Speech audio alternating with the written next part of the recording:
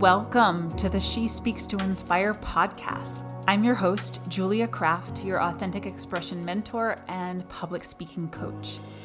She Speaks to Inspire is an empowering public speaking podcast for women with public speaking fear. Unlike other podcasts on public speaking, She Speaks to Inspire not only gives you tips to be a confident communicator under pressure, but also helps you regulate your nervous system for less anxiety, learn lifestyle practices to reduce burnout and overwhelm, and reconnect with your feminine leadership presence for more authenticity and comfort in your skin.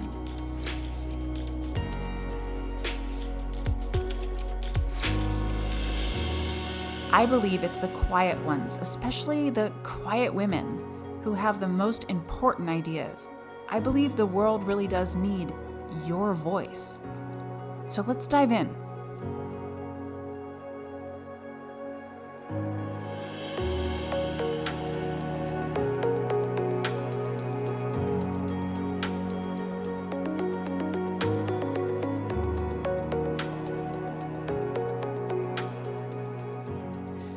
Welcome to another episode of the She Speaks to Inspire podcast. I'm your host, Julia Kraft, and I'm so glad you're here with me. Today what we're talking about is more prep the solution to public speaking fears? Well, let's find out. Let's break it down. If you haven't already, make sure to give a like or a recommendation to this podcast. It would mean the world to me personally, and I know it would help other women get this inspiring information. So thank you so much for taking a moment to rate this podcast and put a recommendation, write a review about your experience. A really common strategy that especially introverted women take when they're approaching nervousness with public speaking, a really common strategy is to prepare their content and to prepare what they're going to say and their PowerPoint ad nauseum. That could be writing out a script word for word and memorizing it, or writing out a script word for word and reading it in front of your audience. It could be taking extensive notes, maybe notes in the bottom of your PowerPoint, and then having them nearby, but maybe not always referencing them, but feeling like if you don't have those notes nearby or in hand, that you've lost your safety net and you know you're going to freak out and lose your place. Perhaps this is for you a lot of rehearsal, hours of rehearsal, rehearsing in the mirror, watching yourself, rehearsing on video, recording yourself and then watching it back, rehearsing and recording it on a voice recorder and then listening it back.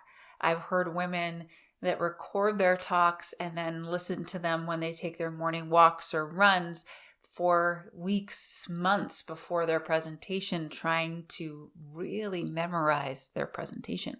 So we're talking about hours and hours and hours of preparation that sometimes is the go-to strategy for a woman who knows that she tends to be nervous about speaking moments.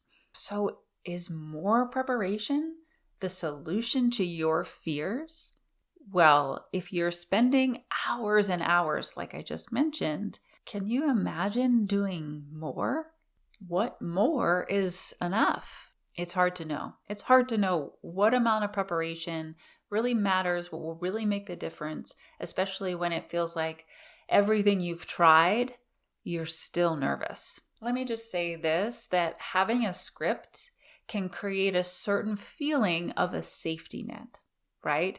If you're just reading off the script, you can get through that presentation, get it over with, and get on to the next thing. Now, does that mean that you're really achieving your goals around your speaking? A lot of women tell me that their goals are to feel more confident. To be honest, I think script writing and reading and memorization is an example of not being confident, because when we're confident, we trust ourselves. We believe in ourselves. We speak from our expertise naturally in the moment. So in my professional opinion, after working with hundreds, thousands of professionals around their speaking over the last 10 years, I feel that more preparation actually works against your confidence and can reinforce your fears. When I say reinforce your fears, what I mean is you start to expect if I don't prepare, then I'm going to fail at this upcoming speaking event. And then you're locked into spending hours and hours doing this preparation, even if it doesn't actually remove your fears, even if it just gets you through that opportunity. Just on a very logical basis, this can be limiting because you might not have that much time to give to every presentation, or it could be limiting in terms of you can only take on so many presentations at a time because you need weeks and hours to prepare. It can hold you back in your career because you can't take on that next level role in your company because you'll have to speak several times a week. Well, that's impossible. There's no way I can make that work. It takes too much time. Beyond basic scheduling, there's also the weight of the stress probably go through in that preparation process. The ruminating, the imagining all the worst case scenarios, the perfectionism that gets stirred up when you're trying to find just the right word and you're trying to memorize it just right, how you wrote it down. This is a stressful process. And like I said, it reinforces the patterns of perfectionism, self-criticism, and fear of judgment that are generally the root cause of your nervousness in the first place. I completely understand why you default to script writing and over preparing to solve your nerves. It feels like the only thing you can control, right? It feels like the only concrete thing that you can get your hands on and really do something about. Because that anxiety, those nerves, is this amorphous feeling in your body that almost is like it's taking you over. It's out of your control. It's almost like your body is betraying you. Let's take a moment to reflect together. Is it true that scripts are the only thing you can control leading up to a speaking moment? Is it true that the content is the only thing that you can control leading up to an important presentation? Is that true? Well, a lot of times what we're talking about is the liminal space. Do you know this term liminal? The space in between when you find out you're going to speak at that event in March and when you speak at the event. There's this liminal space, and that is where anxiety occurs. The space in between, the building up, the apprehension, the anticipation. This is where anxiety and nerves happen. Usually once we get started, I often hear this from women, after the first 5 minutes or so, I get into my flow. And definitely once it's over, there's a relief, right? It's over. You let it go. So there's that building up of tension to a release. When we talk about what can you control in your preparation process for speaking, it's worth asking the question, can I control my state of being? When I say state of being, I mean your emotional state, your mental state. Can I control what I think about? Can I control how I feel? I'm not a meditation teacher or mindfulness teacher, but this topic does send us into that realm of inquiry around mindfulness. I would assert that yes, you can control your state of being. I'm not perfect at it. Just ask my husband. I am not perfect at controlling my state of being. None of us are. It's totally human to not be able to control your state of being. But that being said, it is a skill, a life skill that I think we all need to improve on. That's often not taught to us in school or from our parents. It's something that we're sort of like left to the wolves to figure out on our own. And it's through these uncomfortable experiences of, say, being embarrassed in front of an audience, freezing up in front of your boss, not getting the job because you're stumbling over your words. These moments force us to learn the skill of managing our state of being. A lot of times society teaches us to manage our state of being by putting on a show, right? Putting on a mask. I'm fine. Everything's fine. How are you? So nice to see you. Just this like mask of okayness and happiness, right? The presenters that get up on stage and say, "Hi, everybody. I'm so excited to be here. I'm really looking forward to spending this time with you." And they don't sound or look excited to be there. That kind of transactional kindness and fake kindness will really bite you in the butt when you decide you want to build true, authentic confidence. So back to my assertion that you can control your state of being. How do you do that?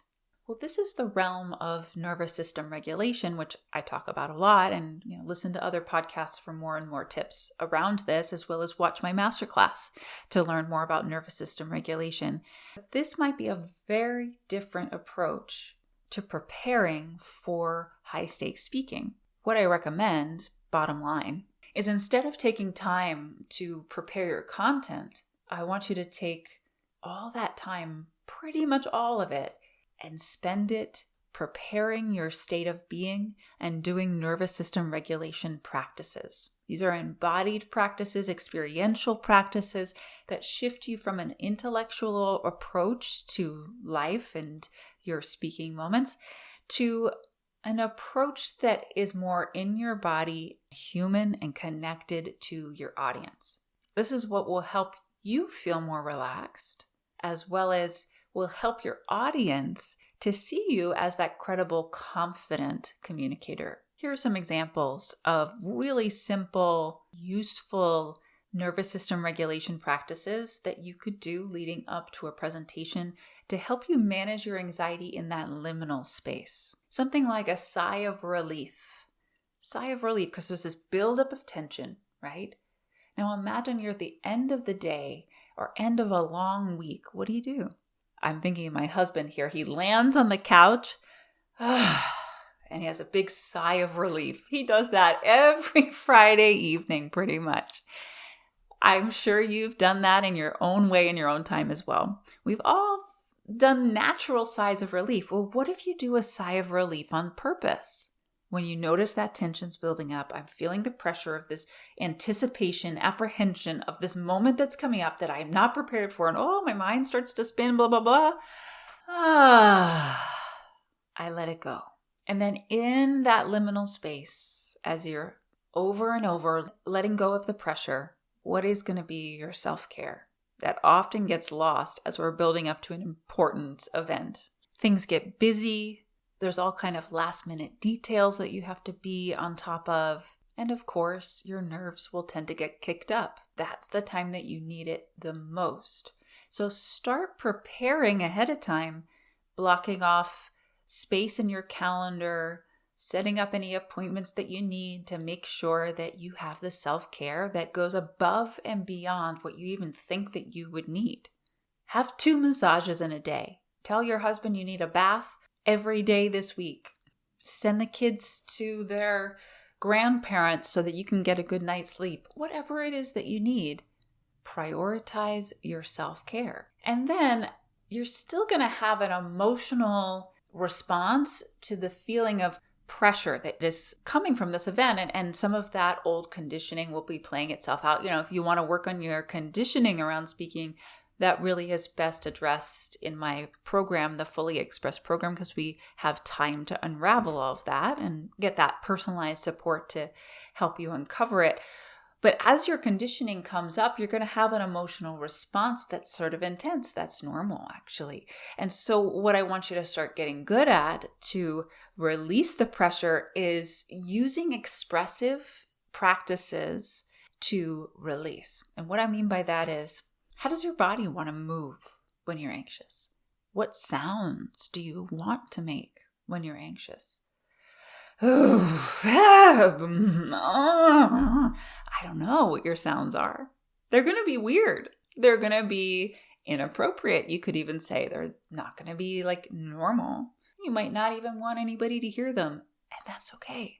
It would be helpful to create some time where you can pay attention to your emotions in preparation for an important presentation and have some uncensored expression, unself-conscious, until you feel release. And you're just going to do that over and over and over again as you lead up to an important moment, because that liminal space can be a long one, right? Sometimes there's lots of different phases, so many moments as we're leading up to a big event. Just going to keep releasing over and over and over again, especially the morning of, the hour before, the 10 minutes before. You continue doing this work right up to the moment that you get on stage. This is the preparation that you need in order to overcome fears, nerves, and anxiety about speaking. You know your stuff. I think it's safe to say that if you're being invited to speak, you're considered an expert, at least on your topic. So you can trust that. You know your stuff, you're an expert. I'm sure you can create a great talk. Then it's about showing up at your best and delivering that talk with confidence. And what we just went over today is the masterful way to prepare yourself, and the way to prepare yourself that will, over the long term, unravel even a lifetime of anxiety, so that eventually that pattern of being nervous doesn't even happen anymore. Imagine that. I hope this is helpful to rethink preparation, to refocus yourself on the goal of being confident versus the goal of being perfect. If you found some inspiration in this, again, if you haven't already, make sure to rate this podcast, give us a review. It would help me to know that you're picking up what I'm putting down, as well as it would help other women to find this podcast and, support them to build their confidence and overcome their nerves. You know how difficult it can be, right? And how lonely it can be. I'll see you on the next episode. In the meanwhile, keep speaking to inspire. The world needs your voice. Thanks for listening. This has been She Speaks to Inspire with Julia Kraft, your authentic expression mentor and public speaking coach. I'm so glad you joined me, and I hope you got so much out of this episode. If you want to learn more about Speak to Inspire training programs and get inspired, head over to speaktoinspire.com or follow us on Instagram at She Speaks to Inspire.